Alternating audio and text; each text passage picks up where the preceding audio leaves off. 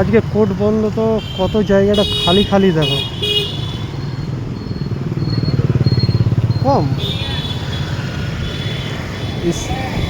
লয়ারদের ফেরেস্তাগুলো, জিতেনের লস্যি, বাদলের lassi, bar association পুরো বন্ধ আছে,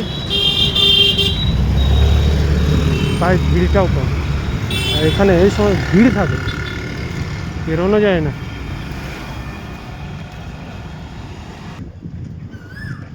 এই রাস্তাটা দেখো পুরো ফাঁকা, স্কুল কলেজ, এনসিসি চলছে, এনসিসির এখানে কিছু হচ্ছে, ক্লাস হচ্ছে।